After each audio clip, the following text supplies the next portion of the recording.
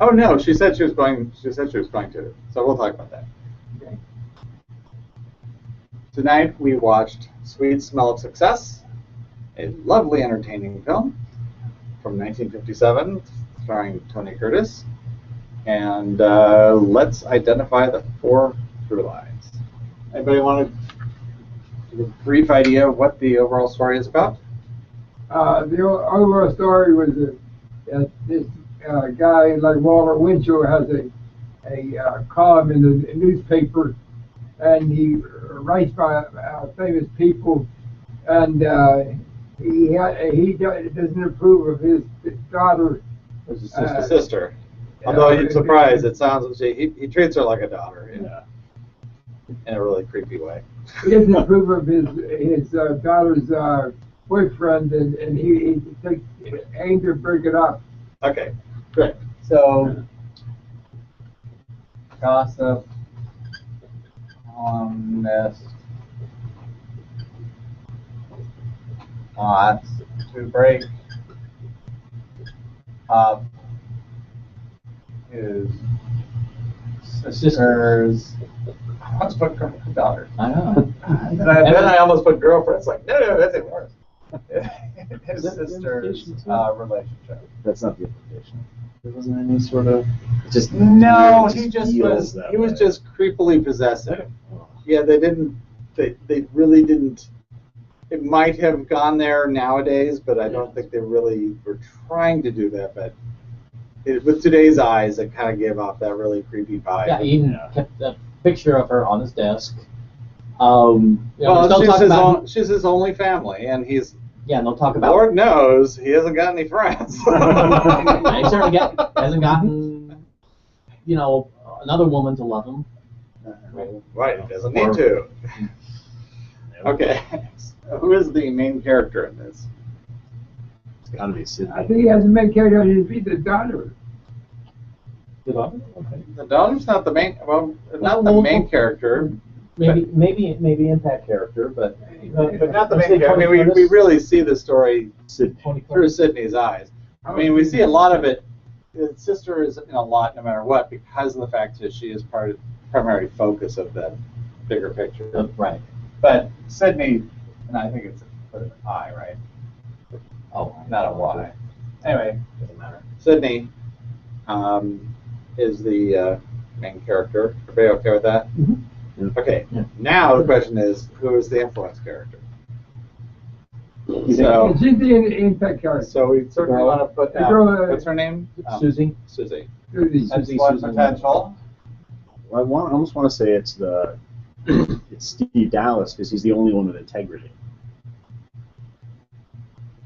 Um, I'm not sure. what is his relationship I don't know. Well, it's very- what is his relationship to He's the sort of object. He's the prey in this. well, right. I mean, you can easily see that he's the opposite side of whatever the protagonist is trying. He's essentially the antagonist to a brother trying to keep his sister from leaving. Yeah. Mm-hmm. Right? Yeah, and he doesn't elicit any emotional stuff. So. No, we There's don't a know what his contentious perspective is. We relationship. do know Right. we do know what he is with regards to this whole gossip column world, but we really don't know what it has to do with the way that Sydney, where Sydney is. Yep. So it's always in that context of the sister and that, not. So Susie. JJ too? I think JJ has to be a candidate. I'll put JJ in there. I mean, Burt, was it Burt Lancaster? Yeah. Got top billing, so Burt Lancaster got higher billing than Tony Curtis on the movie, so Okay. he's presumably important. Huh? Going off the poster. Well, that's a good thing to do. It doesn't always work, but it's a good thing to do. And anybody else? Are there any other candidates? Okay. So what would the relationship between Sydney and Susie be?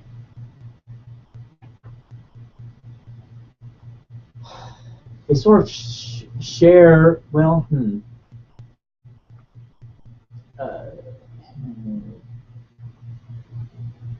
they're both under the thumb of JJ. I mean, they're both being controlled by JJ.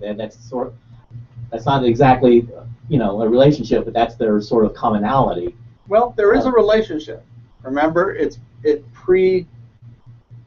precedes the beginning of the movie. There's certainly a part of the overall story that relationship is definitely set up. But they are under JJ's auspices. But when they're in the taxi together at the beginning, they clearly have a relationship. I can't remember what it is. Yeah, they know each other. They're just she was saying things like, why. She's saying something to the effect of, why do you let yourself be manipulated by JJ or controlled by JJ? And he's saying, why? What right do you have to talk like that? We're the best of friends, blah blah blah. So there is a clash of point of views there. It still doesn't quite define what their relationship. It's kind of sort of a kinship, but not by blood, but by sort of forged by fire because of JJ. Mm-hmm. There's a sort of kinship relationship.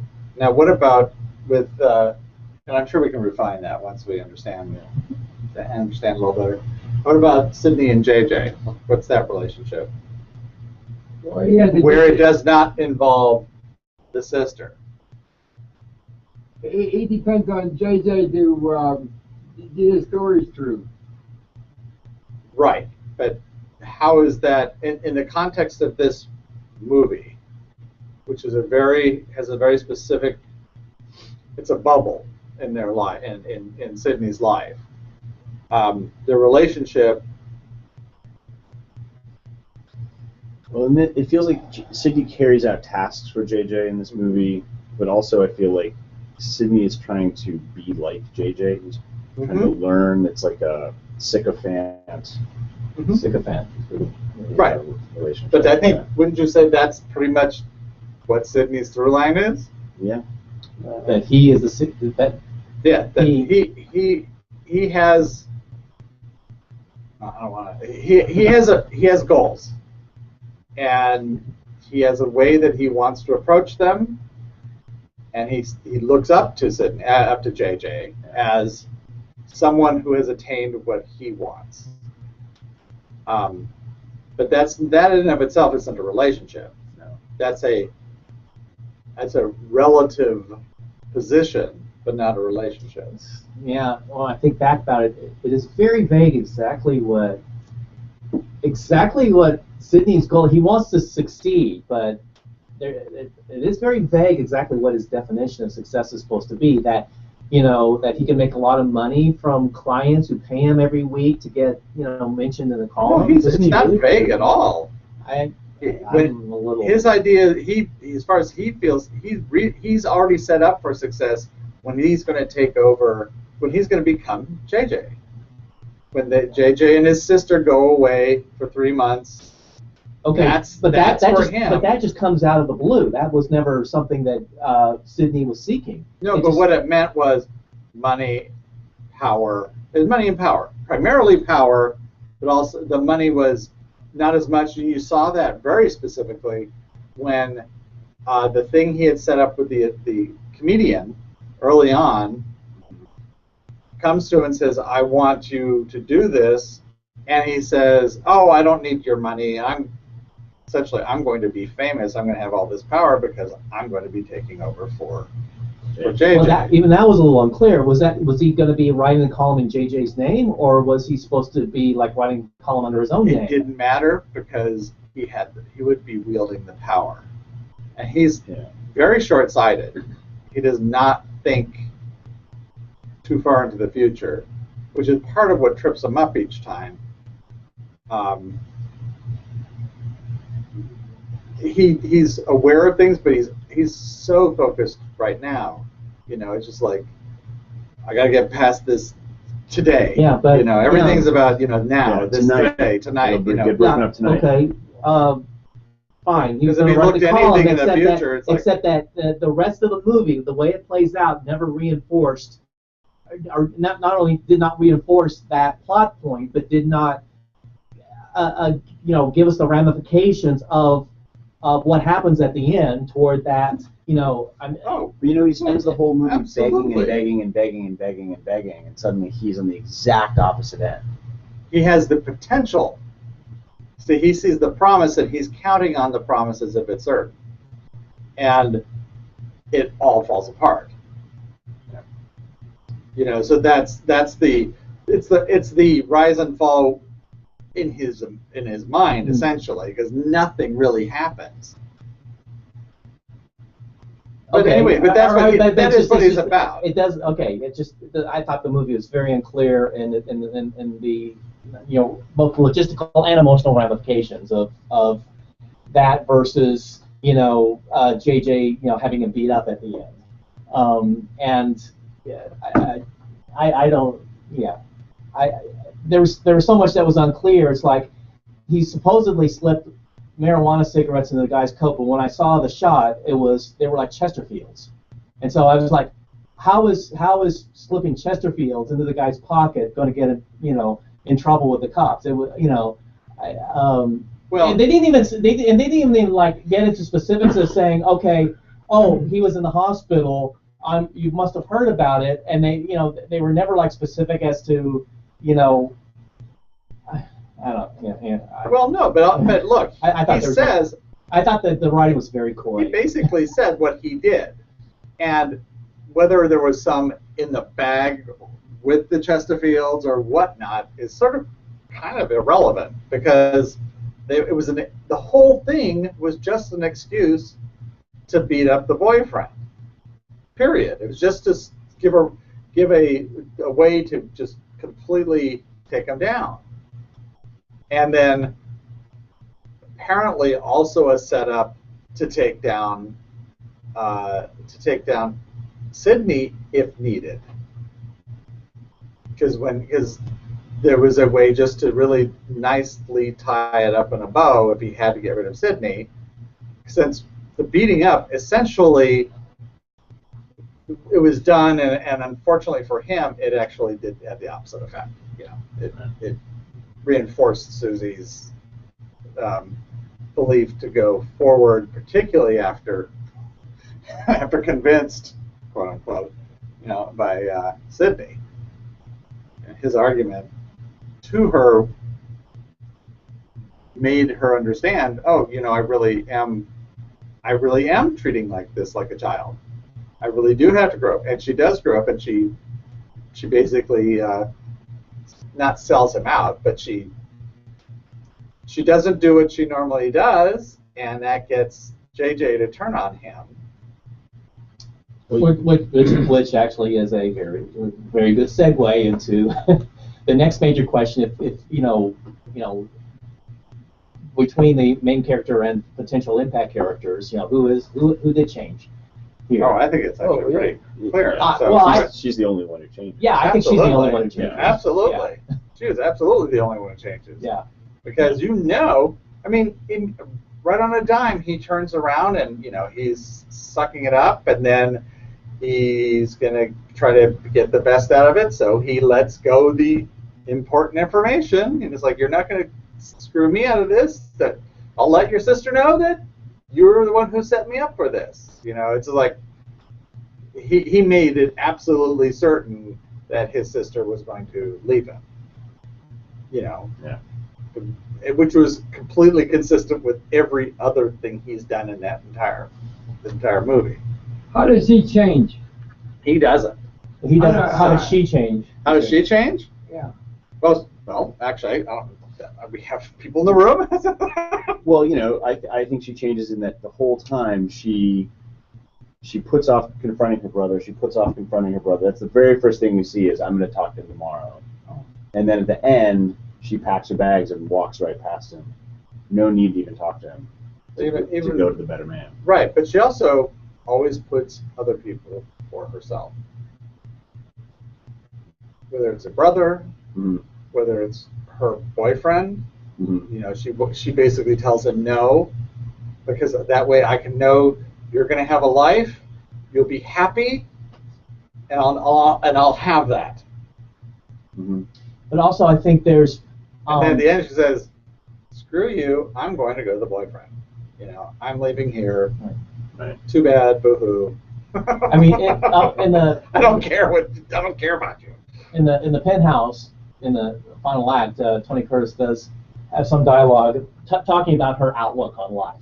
Right. Okay, which is another clue that she's the impact character. Right. You know, but there was. It was a really close to you and I are just alike between that one. The very first time you see it, it's like, okay, this is an interesting. They don't say it, Right. But it was. Well, he's saying, you know, you and I are different, basically. Right. I don't know about the same part, but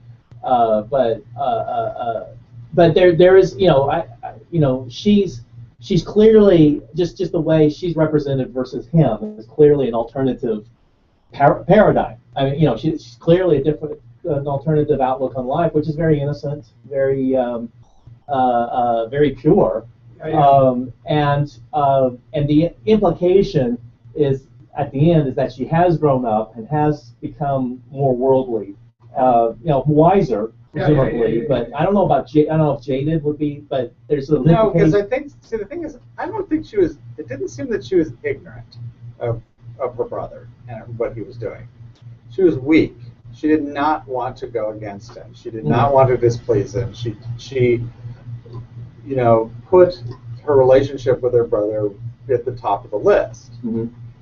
And, you know, when push came to shove, she chose family. Right, and Tony Curtis at one point did say something, you know, actually he does, he says what men do, but he's saying what I do is I go after what I want. Right. And I just go and get it. And so I guess you can see how that's what she did. Right. You know, and you know, and he was saying to her, "You're immature." I mean, literally, you know, "You're immature." And then he says to her, essentially, "Oh, you've grown up." When she doesn't play the, "Oh, it was not his. I did do this," and wasn't playing the weak one. She had that. It's like, well, she's not going to say anything. She's going to let me hang out here. Right. Hang out to dry. So and, she essentially became more like him. Absolutely. Yeah. Yeah. Which is, you know, it's a growing up thing. You know, it's part of the loss of innocence, and part of the growing a spine.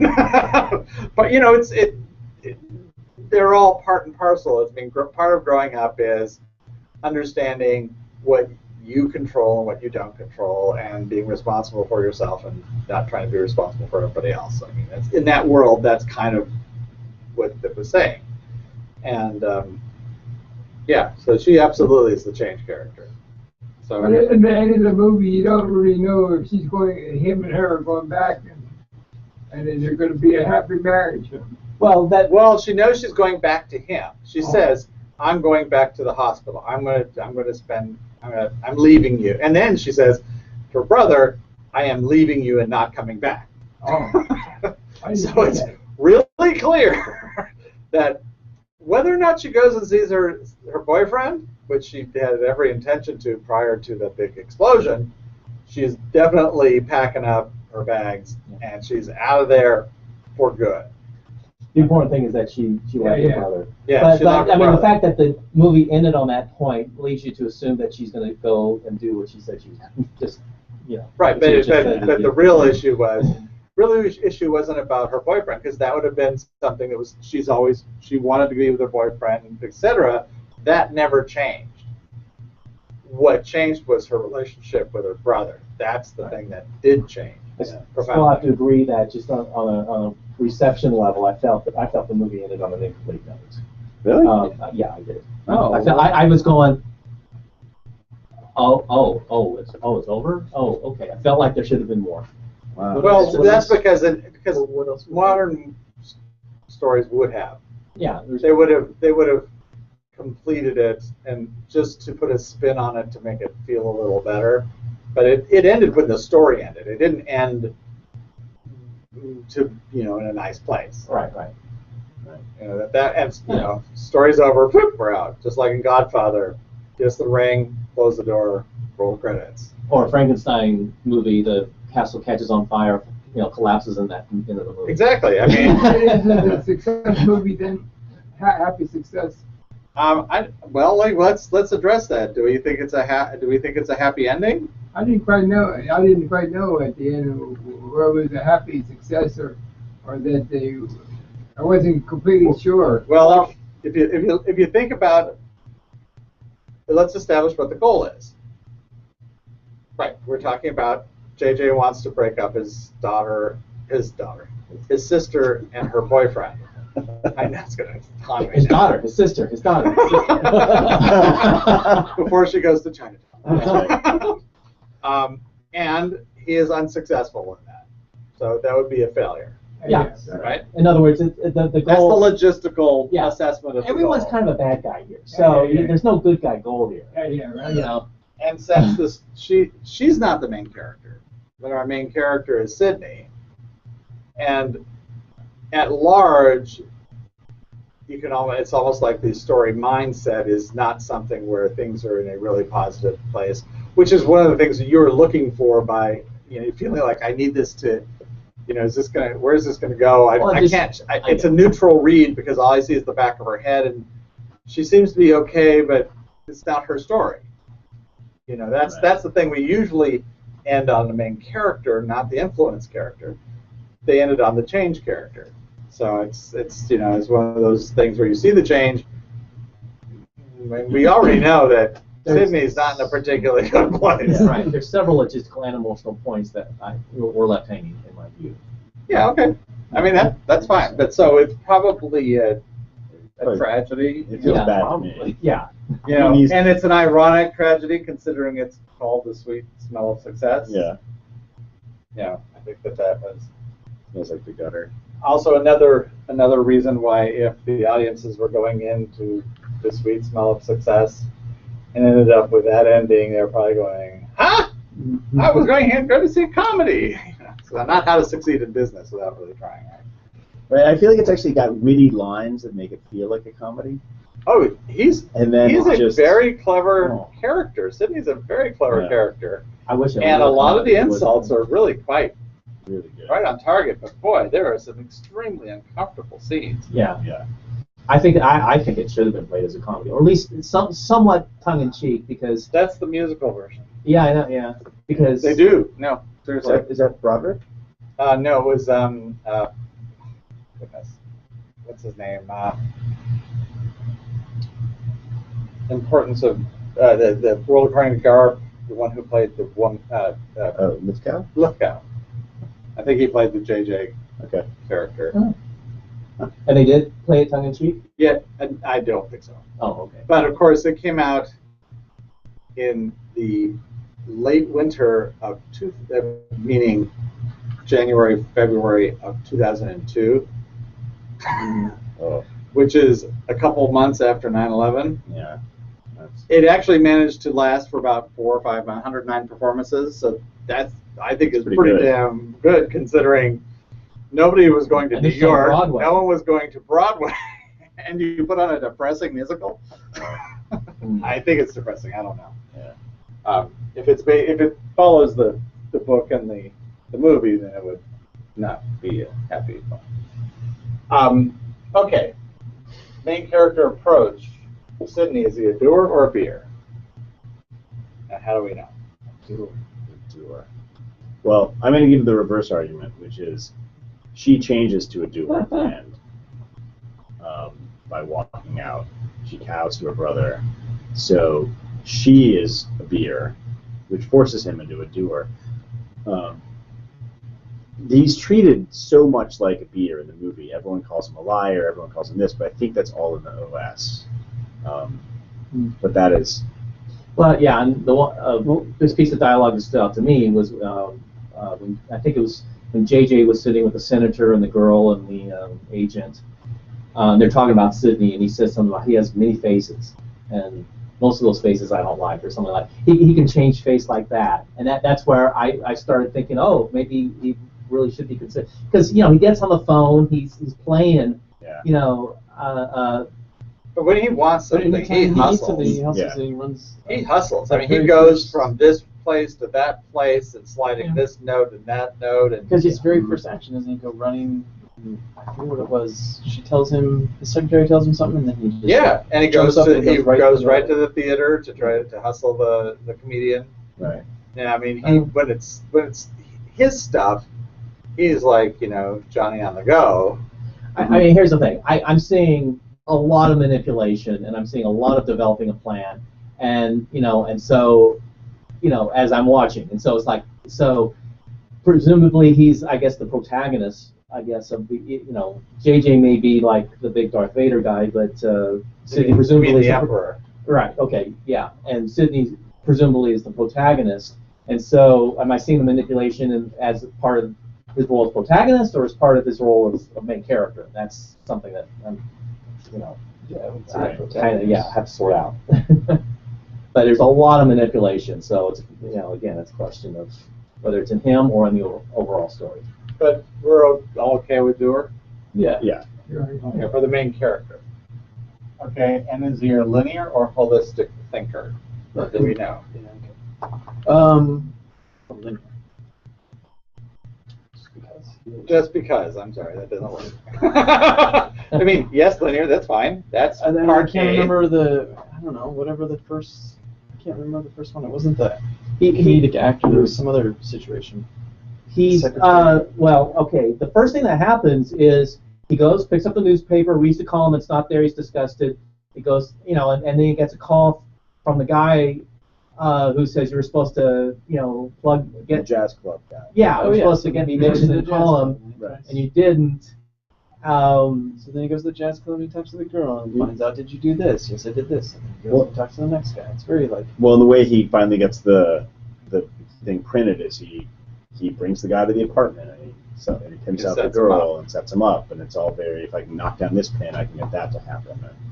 Yeah, same thing with reading the column in advance and then running out to use that to manipulate the. Right. That's linear. If this, then this. If this, then this. If this, I reach that goal. Yeah, that's very linear. Even though it's in a world in which it's all about connections, he's thinking very linearly. Yeah. Which is also one of the things that makes him blind to his involvement in the bigger picture. How he's basically setting himself up. As is, JJ to a lesser extent, but JJ is, he's all about tit for tat, Okay, well, why is this woman here? What do you do? What are your talents? Okay. So it's like, okay, there's no linear relationship here. So there was an interesting point when he was with the secretary, with JJ's secretary, and he says, she did him this big favor. And he goes, what color ribbon do you want in your chocolate? And she says, wait till Christmas. It'll be more... It'll be less obvious. Yeah. Yeah. Yeah, it's this again. Yeah. Payment reward. Yeah. Favor reward. Okay. The story is driven by actions or decisions, and why? All right. I'd say action because Sidney doesn't respond unless there's a lack of action, or if there is. If he didn't get the story, well, that's a form of action. If he doesn't, it's about what's printed or not printed in the column that seems to turn events. Right. That's the first thing that happens. Yeah, is something that's not printed in the column. Later on, when the smear on the Steve guy is printed, that's kind of turned. So I guess whatever is or is not printed in a column, and when it goes out, I guess as opposed to someone deciding, or JJ or whoever making the decision to do that, it's when it actually comes out that is the act turn. Well, right. That's the thing that actually makes the difference. Because someone can decide to do something and it won't have an effect in that world until the marijuana is actually planted in his coat. They can't do anything, even though the decision was made way early on. Yeah, right. It doesn't really change how things go because that changes the relationship with the sister. Changes everything. Yeah. And I actually want to back up. Well, no, I don't need to back up. Okay, time lock or option lock, and why?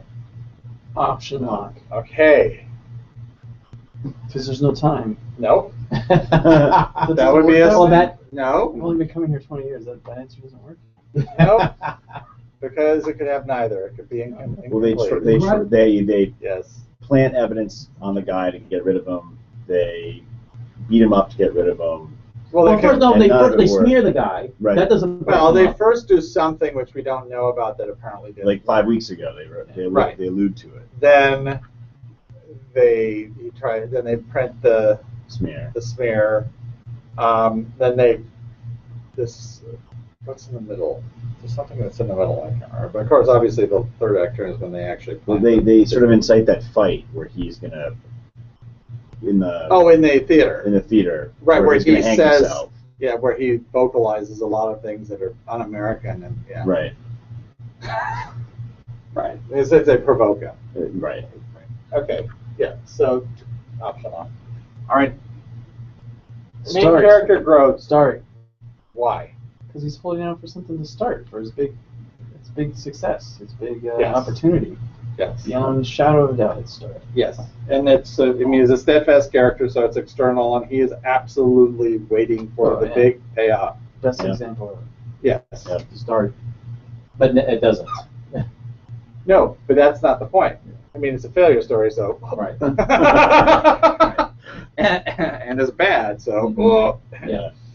So it doesn't really work out for him. It does come to completion, but not No. not so good. Okay, so domains.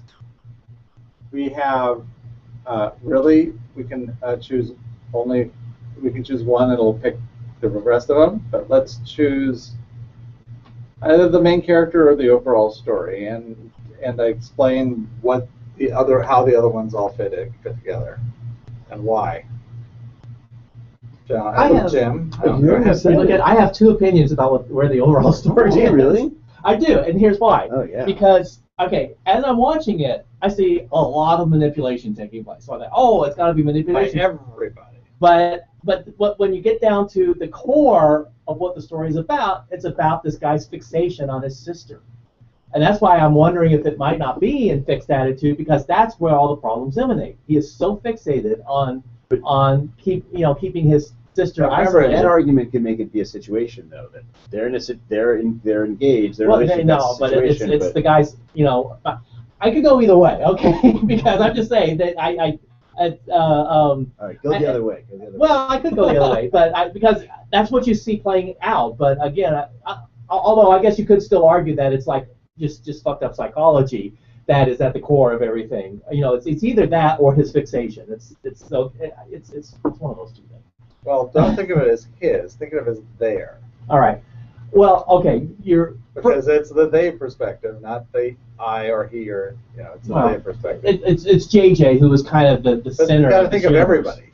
Yeah. But Okay. you have to. But think of the several other Part of okay. All players right. in that world. Well, I mean, in terms of the overall picture, it's the fact that this guy wields so much fucking power. That he controls. But not really. But look. There are two other gossip columnists that are also shown in this. Mhm. And how do they fit in there? I mean, that whole scene in the bar is, I'm going to manipulate you because I know about your cigarette girl thing so that you do my thing. And that falls apart. And then it turns into, I'm going to manipulate you by pimping out my friend. By manipulating her. By manipulating her. And then when that doesn't work, the guy turns around and says, well, I don't like him that much. And sort of like, try again. I'm going to manipulate you to try again. Right. Okay. I mean, it's just like that is the repeating pattern that I saw in this entire thing. Yeah, I know. I saw it too. I'm just saying that if it's And even his not girlfriend, his girl.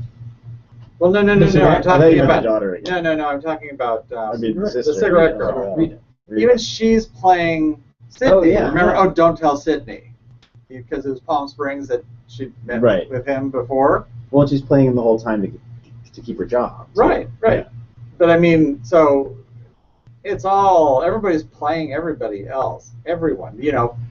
Even going into the comedian and playing him, and I mean, Well, and the fact and that- looking at what's going on with his uncle, and his uncle, there you could tell what's going on because there are all the women and the uncle and the boyfriend are the only ones that are not manipulators, and they're all the good people. Yeah. Everybody else in that, even the wife of the gospel columnist the horse race girl. who was with the cigarette girl. She was like, she knew that she was being manipulated and all of that, and it wasn't until he said, "No, I'm not going to let you blackmail me," that she finally went, "Okay, you're actually showing some backbone, and I'm on your team now. You're not playing the game, and you just have re-engaged me." That was such an interesting scene that she went home with the guy because he was finally good, even though it was an affair. Right, because he's it's clearly, she knows the score. Yeah. She's surrounded by it, and they're all doing this. And then when he finally says, "I've had enough, I will not stoop so low," she's like, "Oh, I found the man. This is like I found my husband again. He's back from Right, this is the man I married." Yeah. And I'm and don't you dare try to do anything about it. So that was a great scene. It's just so completely unexpected. But again, all of the women, except the cigarette girl is but even then she's the so victim. trodden on. Yeah. Yeah, she's really is victimized and trying to get something back, and she wasn't manipulating him to get it back. She was just, I need some companionship, and then he pimps her out. So it's like.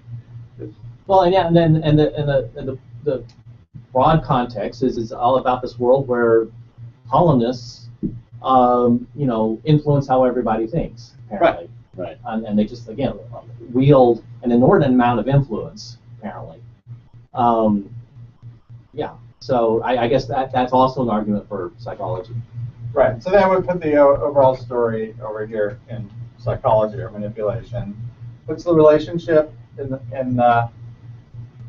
subjective story and activity, which is of course where you've got that whole thing with, "I'll take you home in a cab. I'll do this. I'll rescue you." Their relationship is very physical. Mm-hmm. It's not hugely played up, but when it is, he's always he's following her. He's keeping tabs on her. Doesn't let her jump. Right. That's what I say. It's very physical until the relationship's over, and then she won't come to his aid. Yeah, that's actually when you talk about the non-resolution at the end. I think that the clearest resolution is almost more. She walks past him when he's getting beaten up. Yeah. She just doesn't even turn. She her disengages. Head. Yeah. And that is, before he's always had to engage her, and she completely just like, "I'm out of here." Yep. Yeah, it was, and again, it was that physical, the relationship defined by their physical, activities, and it's a degrading relationship that terminates. Right. So there's another aspect of the story where it's a bad, it's a failure bad or whatever. That collapses too. We don't have that in the story form, but that's the subjective side of things. You also have that component in there. Yeah. Which puts our main character in situation. So how do we see our main character defined by his situation? He's not where he wants to be. His status. His station, right. He has no power, he has no say. The first thing we learn about him is he's in an apartment.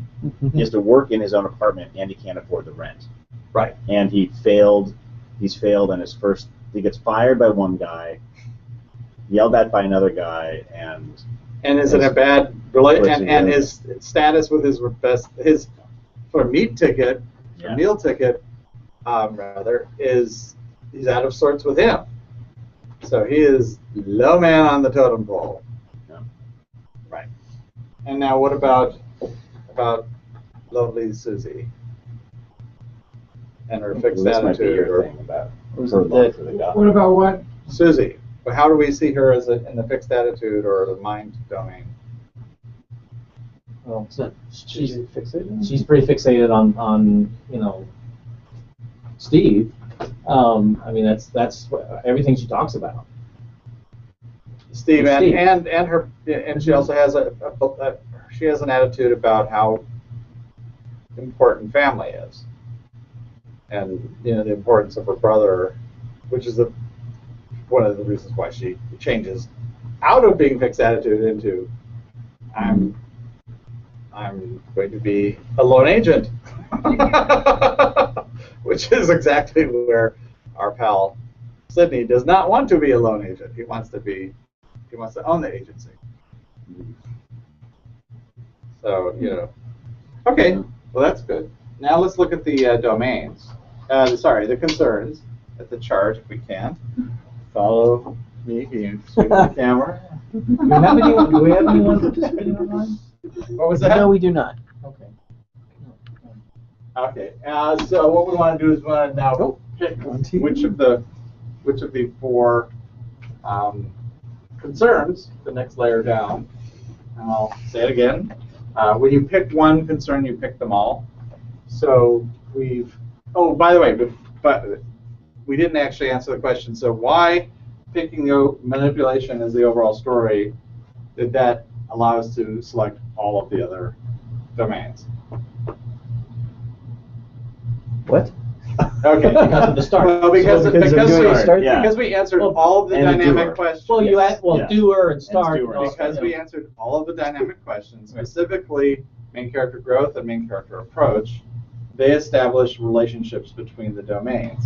So by picking the overall story manipulation, that means the relationship through line is going to be an activity, which means the main character can only be in fixed attitude or situation.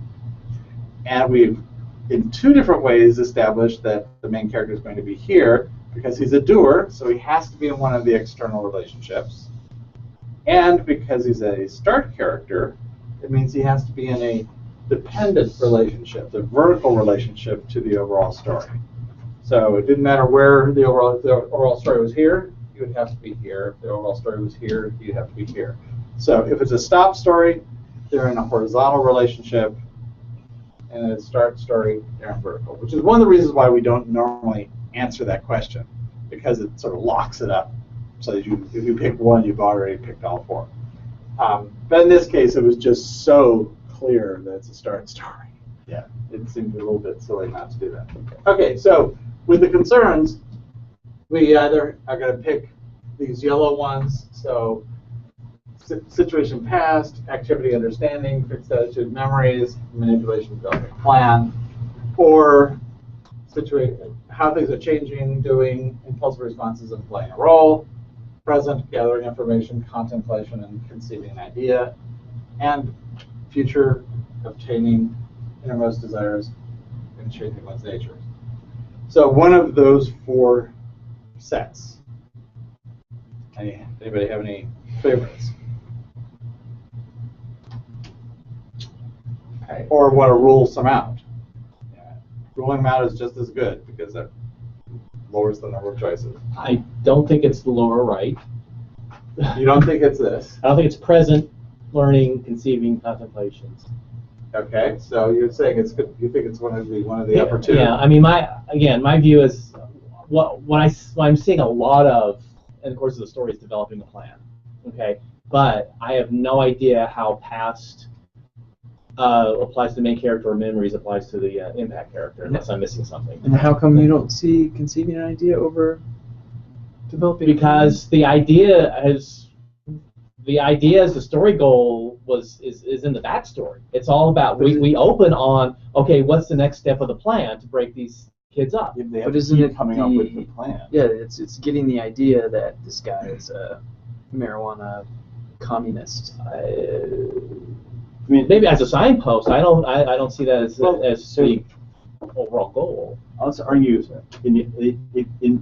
he's all about work, attempt, attract, and repel. That's what I really like. That's Yeah. what I think is the strongest thing here. I mean, you see the comments about him all the time. Yeah, but when you especially from JJ, when talking about him, and people talk about how his face, how cute he is, and that it's really repellent. And yeah, I mean, Can I make an argument for conceiving an idea?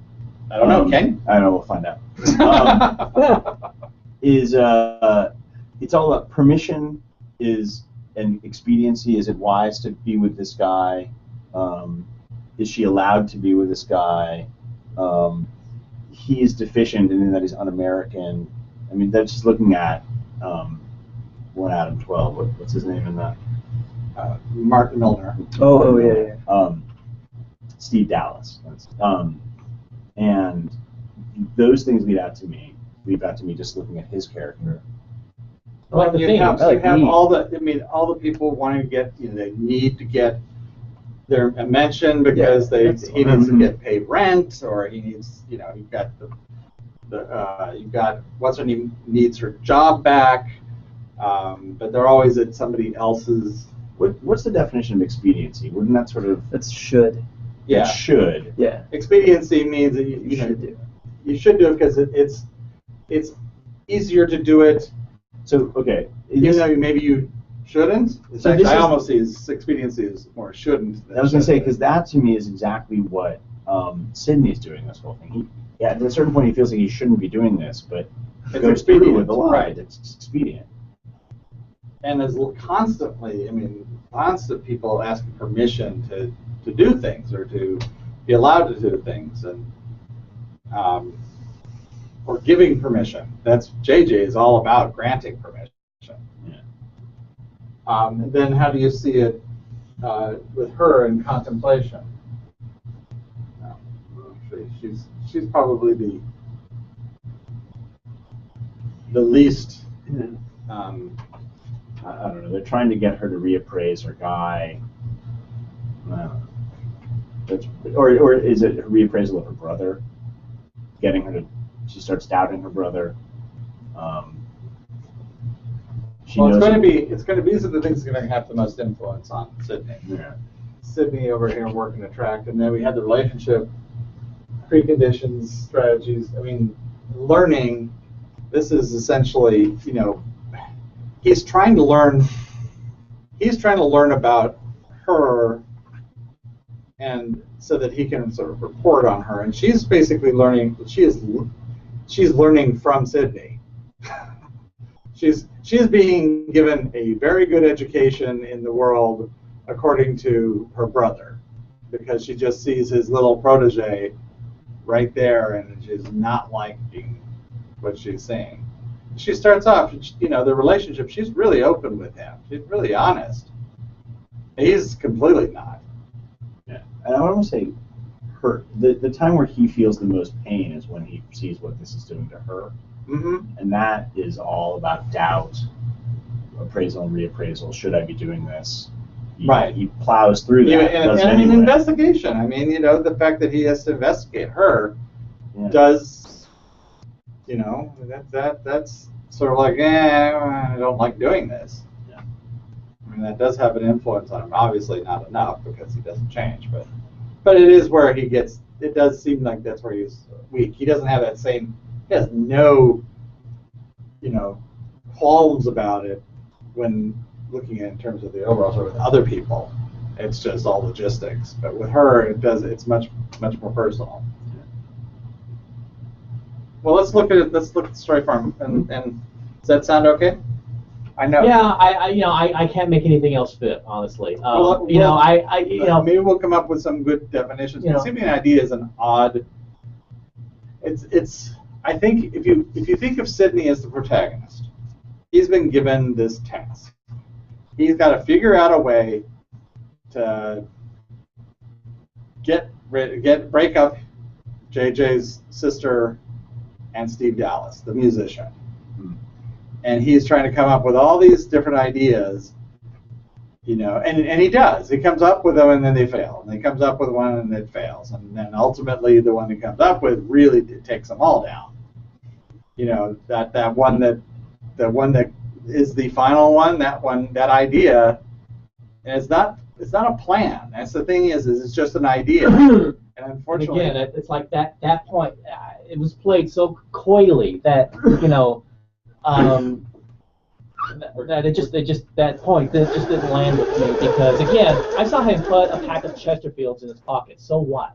It was, but it You was know? a block, and it could easily have had who knows what was in it. Well, then why weren't they a little? If that was such an important plot point, why wasn't the script a little clear about that? Is my Because question. if you Because it's said- Ernest Lehman. Ooh. No, but You know? no, because if you said that's what I did, then and he tells the cops that. Do you think they even checked? Probably not. No. It was an excuse to beat him up.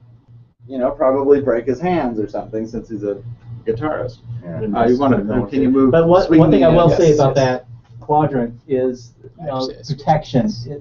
You do. I mean, whether or not it's one of the elements or not, but protection is certainly kind of at the core. I think, you know, a core of a lot of the motivations. Protection. Protection. I mean, that's something that jumped out at me watching it, was protection. So maybe it's one of the elements, maybe not, but at least. I wonder if developing a plan is going to be the benchmark, because he's always Probably. saying, no, hear me out. Hear how this is going to play out. Hear how. Honestly, I don't think, playing a role, you know, now changing one's nature, so, like I said, I can't make anything else fit, so. Like, that's there's fine. lots of playing a role, though. There's a lot of pretending. You see it, posing, but I don't, it's not as a, not not as a good. story goal, not as the overall concern. and not as a measuring stick either. Right. And I'm just, you know, trying to figure this out on the fly. Got a mic here. Hmm. Get a close up of the mic there. Sweet. You know that's why I don't want the show. Of course. Alright. Yeah, I don't have pictures. So we said it was a steadfast start, doer, linear, action, optional, failish, badish, OS, manipulation, concern, conceiving an idea. That's sweet. Now, success.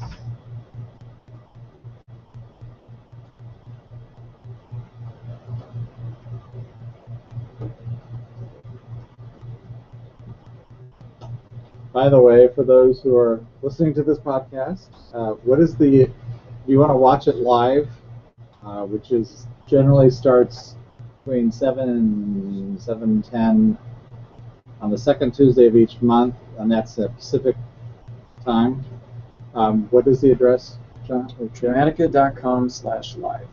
Dramatica.com/live, and it'll also be on Dramatica.com as an archive, as will the podcast eventually. Now that we got that working again. And okay, so let's go into the theme browser. Up.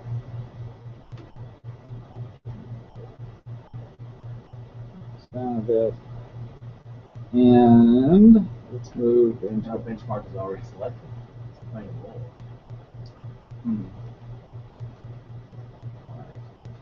So in the overall story, we have permission, need, expediency, and deficiency. And let me just zoom in a bit. Easier to see.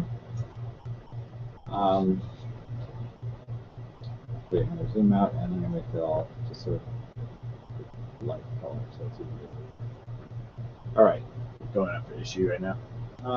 Not sure. I just wanted to look. So we've got, if we look at the elements under permission, this is for the overall story. We have certainty, potentiality, acceptance, non-acceptance. Under need, we have proaction, reaction, deduction, induction. Under deficiency, probability, possibility, evaluation, reevaluation. And under expediency, inaction, protection, reduction, production. Okay, so do any of those jump out at you, or any pair, or anything you think we can I love drop induction. out? course you do. And why is that? Because it's all about gossip. Inferring. This is what this person's doing, this is what that person's doing. That also works with proaction, because we're going to put this out there Yeah, And we're to gonna get let- some kind of reaction. and get a reaction. I don't know what's what, but I just like.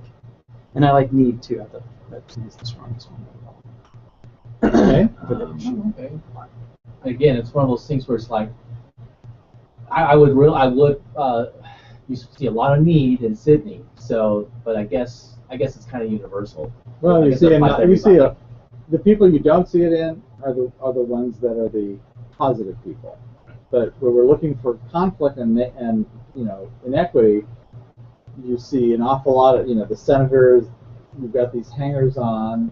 They're need very something. needy. Yeah. They need something from you. Sydney is certainly the parasite. Even the cops there. They're kind of I'd say they're less there from a needy point of view, except JJ obviously has something on them. So so we have the proaction, reaction, induction, deduction. So the induction would be the source of the problem, and deduction would be the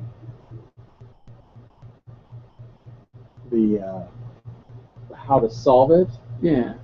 Is that how that one guy solves it that one time? Which one? When he says, "I'm not doing this anymore. You know what? This is what's really going on." So I would almost argue that that's a little bit of reduction.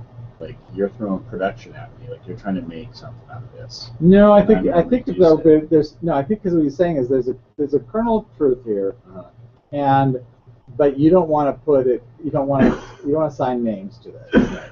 which is effectively it's sort of an induction thing. It's Right, like you right. fill in the blanks. Yeah. Yeah. As opposed to, well, there's something here. What can you make out of it? That would be production. Right. But, and but isn't that there's a gossip column? What can you make out of it? And that is enough dirt to break up the relationship. right, which would mean that from that people would make deductions that would help solve his problem. Okay. I mean, JJ. Yeah. So, and the question is that going to be the work going to be done here, or is it going to be done is this going to be the symptom, or is it going to be the problem? My guess would have been a problem, but excuse me. It's a failure, so it never gets to deduction. Right. So the symptom. Oh, that's actually nice. Yeah. Right. Okay. So proaction is the symptom. That's the source of conflict, and reaction is the response, which is where you get Dallas is a response, and all of these others are trying to, We're trying to elicit reactions from other people. being proactive to try to get a reaction, and the reaction will solve some problem for you. Let's look and see how that. I think that brings us down to a single story for him. Yes. So let's look at the main character. And we have attraction, which I think is really good for him because they're constantly talking about sort of his looks and how sweet he is and how that really is just belies some really repulsive character element of him. The problem of non-acceptance, not being accepted, that drives him. Yeah. He thinks the problem is being proactive, and so he's trying to be more reactive. So I would say the problem is maybe he feels like he's not doing enough, so then he goes out to try and get people to react in a certain way. Well, right. He's not. I'd say it's almost like a deficiency of. Well, it's a start story. It's a deficiency of proaction that he thinks is where the problem is, and he's trying to get reaction. I mean, that's what he's hired to do. That's what he's trying to get the right reaction. That's what I thought. But you put it nicely. Right. But no, I just was riffing on what you said. If we look at Susie is going to be she's going to be an appraisal as her issue with a problem of induction, a solution of deduction, which is exactly what she does at the end. She finally just says, okay, well, if I take everything, rather than looking at what all this could be, and what do I know? I know my brother was involved in this, and that was completely unacceptable, and that means I'm out of here. But she thinks the problem is, well, okay, acceptance, and her response to that is non-acceptance, which is, of course, that's one of the reasons why she says, okay, we're gonna break up. Because I'm not you want to get married? No, I'm not gonna get married because that will solve my problems. It doesn't, but it does seem to assuage her because it makes the conflict go away, which doesn't get rid of the problem, but it does make the immediate conflict appear to go away, and that's essentially what a response or a treatment to the symptom is. It's not to try to. You can't tell if you're really dealing with the problem subjectively. You can't tell if you're really dealing with the problem or not. But it appears to be the problem, and so your response is, I'm trying to remove conflict. I'm trying to remove the inequity. Yep. And so her not accepting initially her brother, and then not. The alternative is like, okay, you're gonna if it's gonna make trouble, then I'm gonna. Remember, she's driven by induction, so she sees where it's the potential, where it's going to go. That's what it's going to do for her. Where it will lead for Steve, and where it will lead. Each of these things. It's like, okay, I can't do that. I can't do that. So I will not accept it because I'm not really seeing the induction part. That's what's driving her. But this is the actual response that she makes. And then if we look at the relationship, investigation is the unique ability. I think you can almost see what's his name's investigation into her is the thing that actually undermines Sydney, which is what we were talking about before. Yeah. And that's what the unique ability does. The influence character unique ability is the quality that undermines the main character's unique ability to have things end in success. And in fact, it would almost indicate if he didn't have to investigate her, he probably wouldn't have ended up where it was going on. That's the thing. Of course, he wouldn't have a story either. And then we go over to the relationship. So when you say investigate her, you mean break up the relationship? Yeah, he's looking into it and trying to figure out what's going on. All of that, the prying, and of course he's then relating that information to her brother, right? And the things that happen, and of course, her relationship with Steve, and Steve essentially calling him because of the investigation, and it affects her, which affects him. We have the relationship issue of strategy. Okay, that's really weird because we don't. I mean, he's so proactive and she's so reactive in that whole thing. But this is where you do get the symptom of reduction and the response of production. And I think ultimately, though, I think it ultimately does come down to, again, a deduction thing, and that's where the relationship just dies. It dissolves. So it's impact character and relationship through line kind of the same, kind of the same. Right, they're in parallel, right? Yeah. In this one, yeah. I mean, in terms of the story illustrations are kind of. They double dutied it, right? Yeah. Well, and that's because she's not in there nearly as much as the overall story. I mean, him hustling and doing all the main character stuff and the overall story stuff is so much of it. Plus, part of that is the relationship. Well, the investigation part does pull into it, but it's really not as strongly exposited as I think that the overall story and the main characters are. When you're talking about relationships, usually when the solution comes into play, that means like they're together and they're happy. That their relationship is resolved. But the way you just explained it, it makes sense that the solution comes into play and then the relationship is over. Because So is it was it's a decaying. It's a decaying relationship So as it could opposed be to either way. It doesn't necessarily mean Right. that they're together. It's just whatever direction the relationship. Right. So the solution is finality. right. Okay, because that brings about the. Right. Yeah. It is over. There's no she has no more relationship with, and we see the moment. You know that actually played out before the end of the movie. What would you say the symptom of reduction is there? That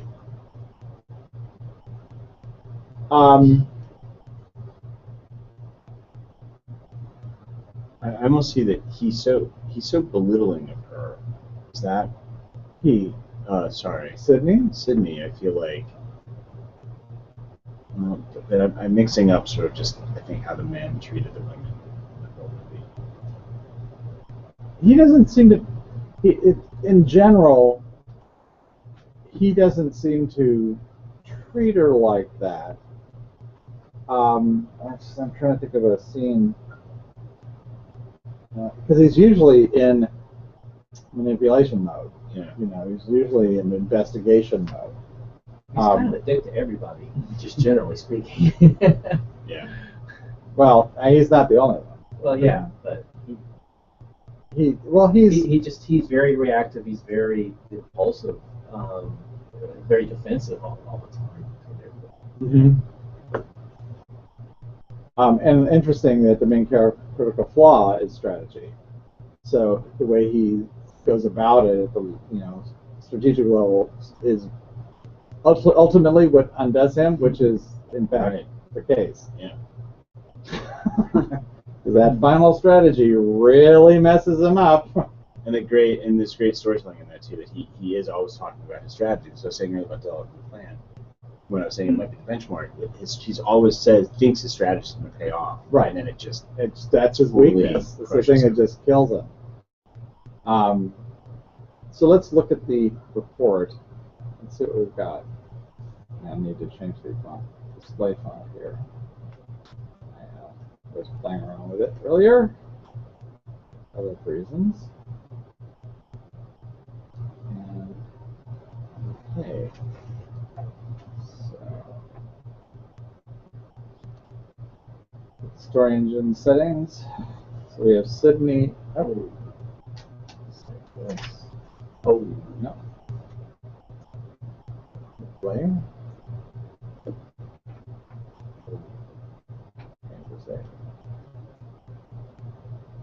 Well, it's really easy to remake it.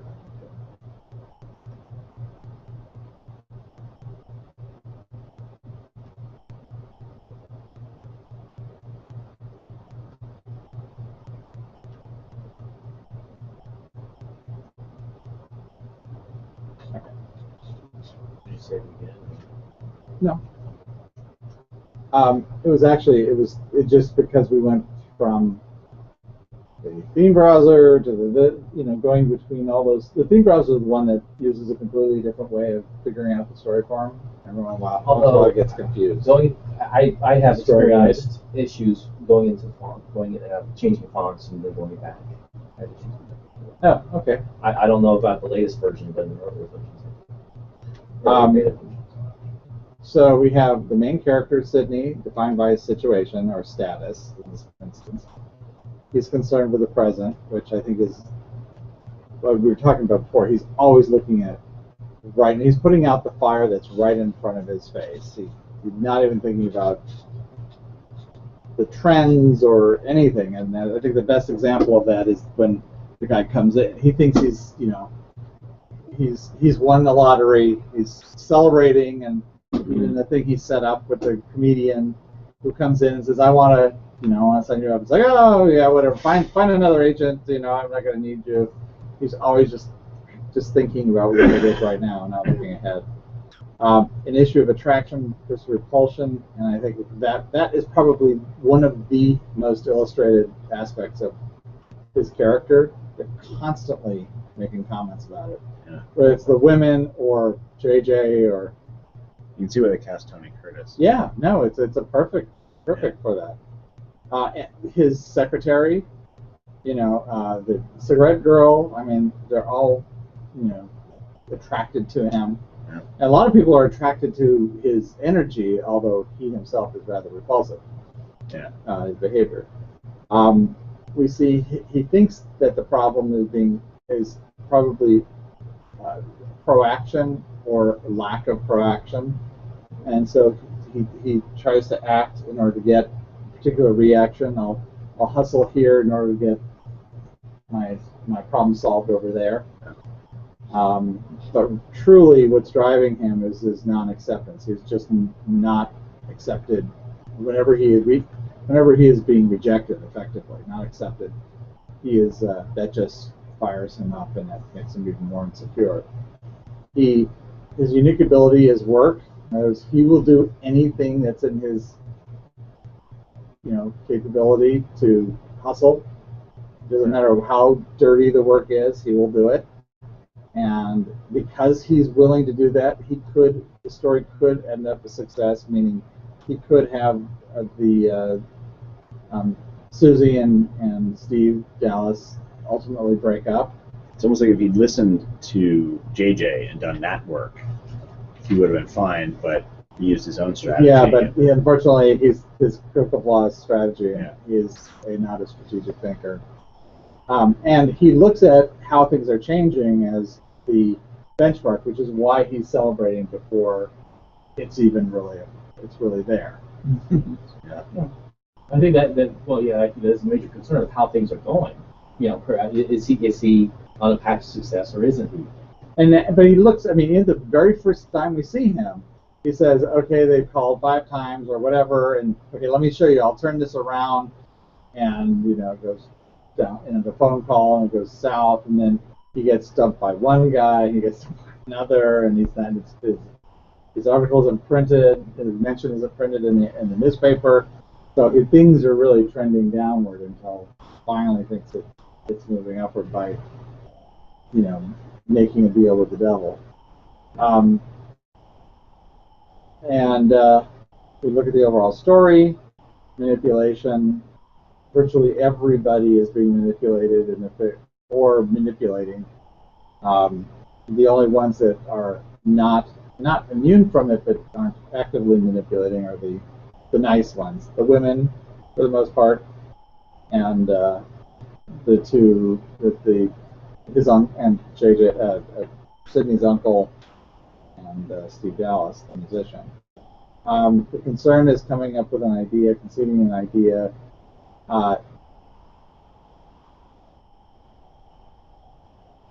Part of it, the idea is, how do I figure out how to break up these two? How can I manipulate these two lovebirds into not wanting to be with each other without them knowing that I'm responsible for it? I mean, that's kind of what JJ is, how he wants it to go down.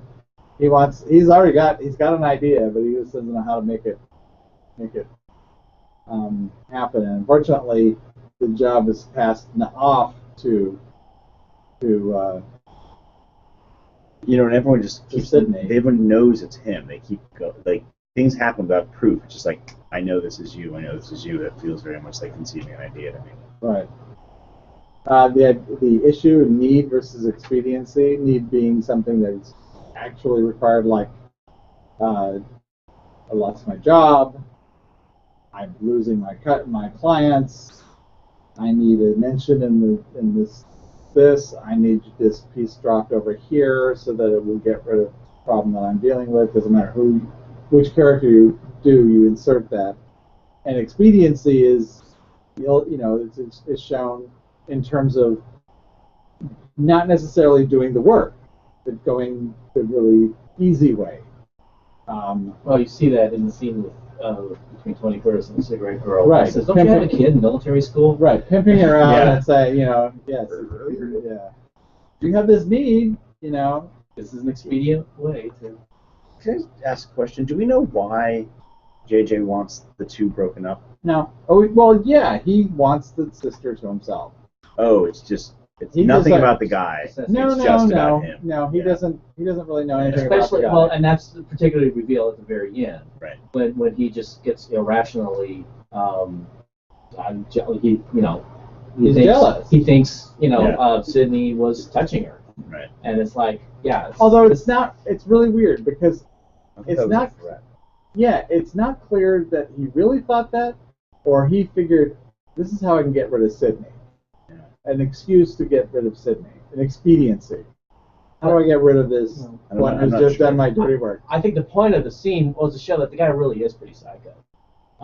I took it as he interpreted that way, just because when it comes to his sister, he's delusional. You know. I'm with both of you. I thought he believed it and then saw a way to twist it to Right. his own ends. So I thought see, to me, it was really, I didn't see a moment where I thought he actually really thought that he'd been diddling his sister.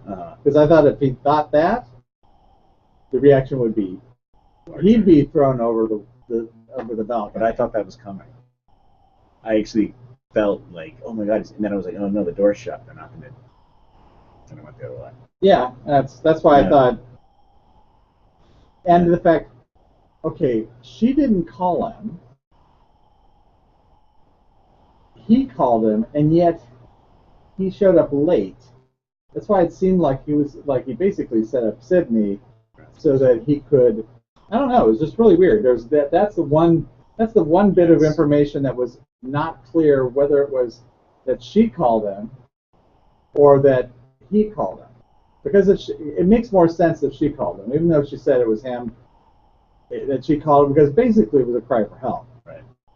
And his response was not what she was expecting. No, I believe Burt Lancaster when he said, "What call?" I believed him when he said that. So, I think she's the one who planted it. I think she set up the whole situation. Yeah. I'm not convinced. Yeah.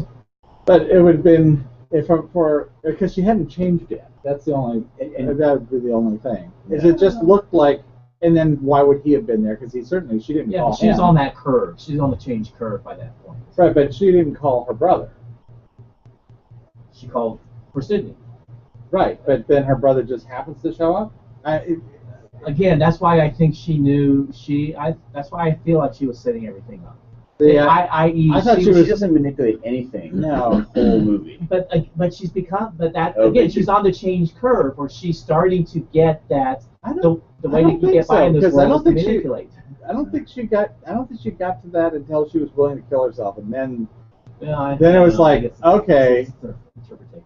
Yeah, because to me it was like he called, set him up, and then he probably thought, "What are you doing with my sister?" Because he wasn't expecting that, and that's why Sydney was like, "Well, never mind," blah blah blah blah blah, and he went on because it was like, and they didn't make a big thing out of it. That's why I thought it was just a way for him to if he needed to get rid of Sydney, he had an opportunity to. And it was unclear though. I mean, a lot of the logistics in that relied a little either too conveniently on coincidence of arrival times, or a lot more manipulation than was indicated. So it was a little unclear. Anyway, so the thing that seemed to be causing the most action and trouble was proaction, principally in the form of dropping innuendo into gossip columns in order to elicit particular reactions. But the underlying problem is that it's really because it is through innuendo. It's induction. You put in a pattern and leave out the names, but the surrounding circumstances are such that people will infer who it is, and that's really the real problem. Is that they're not deducing it. They're not really showing it certainty what it is, and they're not actually showing what is the common piece. They're just putting enough that people can fill in those blanks. The catalyst was permission.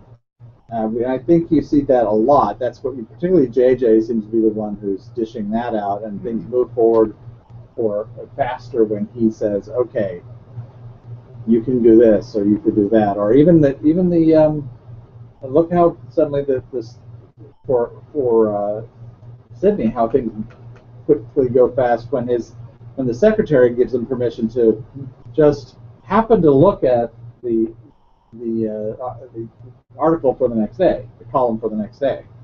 I mean, that moves things forward. And then an inhibitor of appraisal, and that's when you get sort of the dressing down, like the one we see in, with the appraisal in that dinner scene of JJ appraising Sydney, and some of the other people, the dinner where he's trying to push it off, and the other columnist appraises him, and it's like, it's just like, okay, well, that sort of slows things down. Right. And then sort of role playing, I think that's, what role are you playing now? You really look to JJ for that one. I mean, everybody's doing it, whether they're, okay, I'm in my business attire right now, or I'm a real nice buddy kind of thing. With JJ, it's kind of like, okay, I'm the man of the people, and now I'm the concerned brother, now I'm the badass, hard-nosed gossip columnist, and kiss my ring kind of guy. And then the relationship through line, we've got activity. That's the relationship between Sydney and Susie.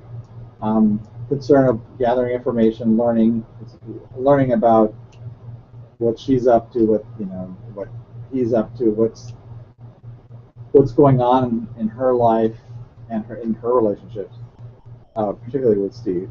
Even though it's in the overall story, the learning part is sort of done in that very personal. He doesn't do it objectively. He goes in and sort of like a viper comes in and uses the almost semi-familial friendship to gather that information. And she also is learning from him. She's learning how to play the game.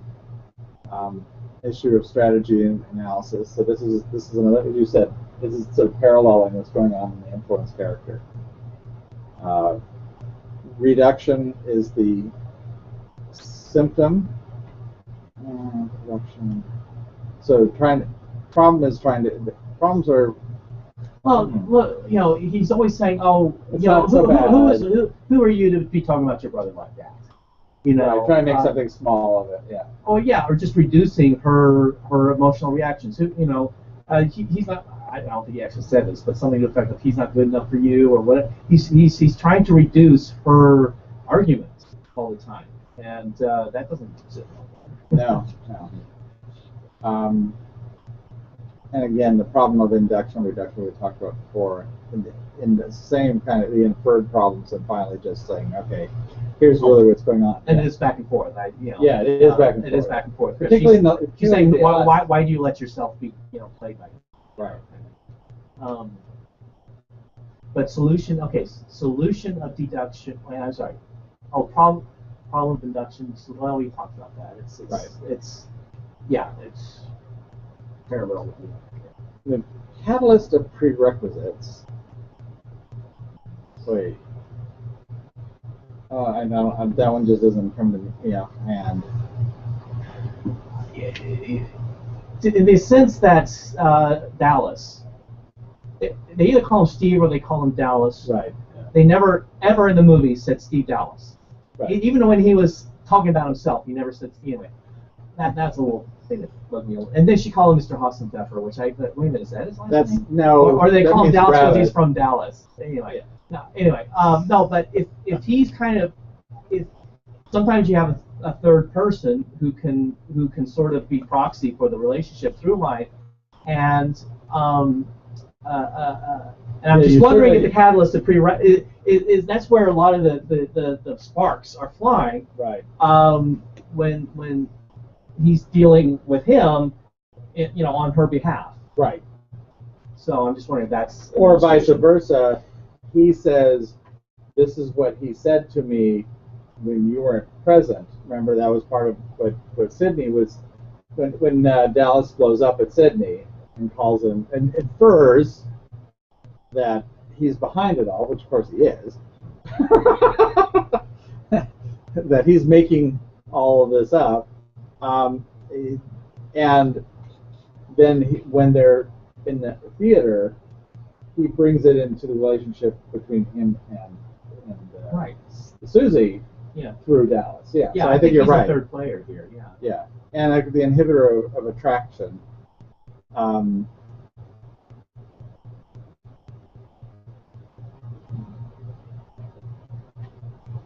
I think I think that in this instance, I think it may not be attraction in the physical sense, but just being drawn. I think they both have an affection for each other to a certain degree, maybe because of history. It's not really that explicit, but I think that's sort of, I don't know. I think I'm grabbing there. And But the inhibitor is what sort of dampens the sparks. Yeah. So it's sort of like, they're kind of getting along when the inhibitor's in play, right? Right. Yeah. Okay. Yeah, I mean, I think you're right. There isn't. But they're not. affection. It's just not, especially when Sidney's not being such a jerk. Right. When he's just being a nice guy. I think that sort of really sort of smooths things out between the two.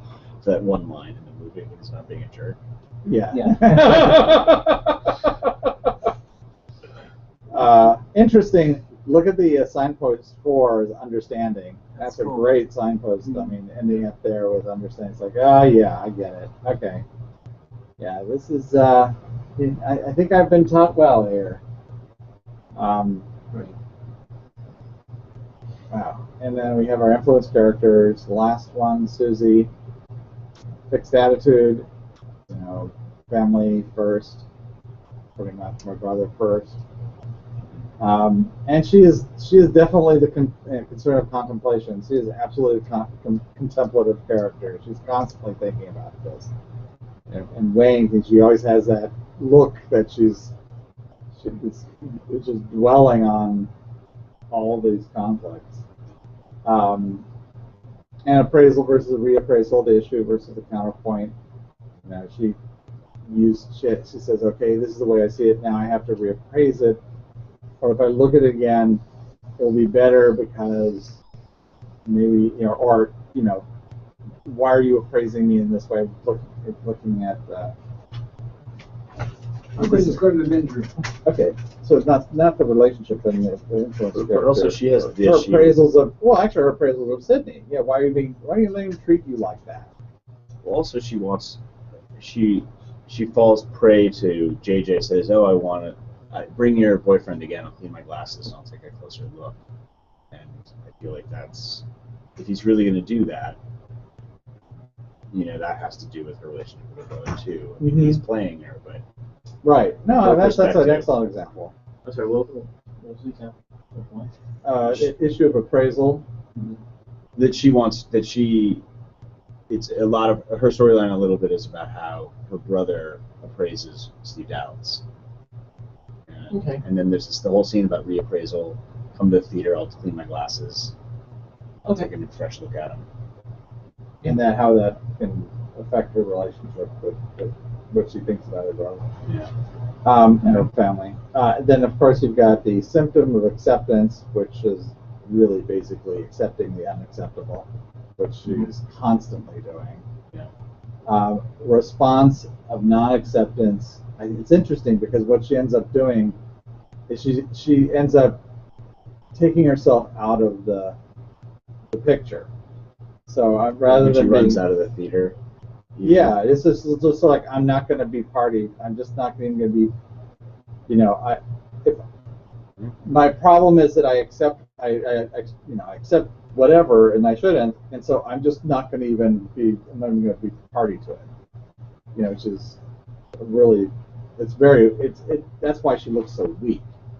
Her problem is, again, that she's inducing, and she's using induction, in this case, usually to her brother's favor. So she sees the pattern, and then she reads it in a way that is most favorable to her brother, as opposed to looking at it, reducing it down to, or deducing, taking out the only things that she knows, and which case it's really obvious that her brother is really just a crap. But we have to infer all of her induction, right? She never actually says he's a good guy, he's doing things for good reasons. Right. No. We don't see that, but we do see her doing the sort of the math. You know, Yeah. looking at how can I look at this and still make it acceptable for me to be with my brother. Right. And there are holes there, so I will look at it that way. And unfortunately, because it is really troublesome because it's an inaccurate reading of her her world. Well, okay, so there's that moment when she's talking her brother into making a call to get Steve's, gig back, and she says it's worth a dime, and for American tell, and he says, "Oh, you're picking up on my language," and she says, "Well, I read your column every day." I don't know. Is that an illustration of any of that? In other words, she's working him in a sense at that point. I think that's more overall story. Yeah, and then interesting. Her unique ability is investigation because she actually does. Again, I think when she is being investigated, she does seem to do some investigation on her own, but it's mostly just thrown at her. But when it is, that seems to undermine Sydney. And when he has to investigate her, or she finds out that he's investigating her, that really does undermine Sydney. The critical flaw of need, I think she's about the neediest person. Of all the characters, she's the one who's just sort of like, oh, please. Yeah, I don't actually know if she's so needy. It's almost like she just lets them think she's needy. She's so passive. Well, she doesn't seem to have. She does not. She walks. She leaves with the clothes on her back and a little tiny thing. Up to that point, she really doesn't seem like she has anything, and it's just like everything has to be given to her. And I love the benchmark of impulsive responses because you see, she's very calm at the beginning and very, not nonchalant, and boy, by the end, she's going to throw herself off the balcony. So getting more and more impulsive as the story goes on. So, consequence of learning. Well, yeah. Everybody's gonna find out. Everybody's gonna find out what everybody's really like and what's really been going on. That's quite nice. I like that. So I think this is a good story form. It's a very solid one. It was a good story. It was really tight. Goodness. I think that's it. Thank you. A message in a tragedy. Yes. Treasure message.